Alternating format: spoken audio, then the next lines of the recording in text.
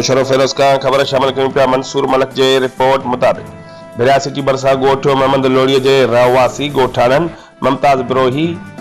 अली नवाज़ बिरोही, हाकिम ख़ासकेली ऐं ॿियनि जी अॻुवाणीअ में भिरिया सिटी पुलिस जी मुबैना ज़ियादतुनि ख़िलाफ़ सख़्तु एहतजाज कंदे चयो त असांजे ॿिनि नौजवाननि इमदाद बिरोही ऐं नूर अहमद बिरोहीअ खे भिरिया सिटी पुलिस शक जे बुनियाद ते घरां खणी वई हुई। हुननि इल्ज़ाम हणंदे चयो त भिरिया सिटी पुलिस रिश्वत तलब कई, जेका न ॾियण सबबि असांजे ॿिन्ही नौजवाननि खे महीनो अॻु थियल क़तल केस में ज़ाहिर करे ऐं कूड़े मुक़ाबले जा केस दाख़िल कया आहिनि, जेकी सरासर कूड़ा आहिनि। हुननि चयो त असां मक़तूल क़ुर्बान बिरोहीअ जे भाउ लियाकत बिरोहीअ ॾांहुं क़ुरान पाक बि खणी विया आहियूं, पोइ बि हू असांजी नथो ॿुधे, बेगुनाह असांजे नौजवाननि मथां कूड़ा केस दाख़िल कराया आहिनि। हुननि चयो त असांखे ख़दशो आहे त भिरिया सिटी पुलिस असांजे नौजवाननि खे कूड़ो मुक़ाबिलो ॾेखारे मारे छॾींदी। हुननि आला अख़्तियारनि DIG शहीद बेनज़ीराबाद SSP नोश़रोफिरोज खां वाक़िए जी शफ़ाफ़ जांच करे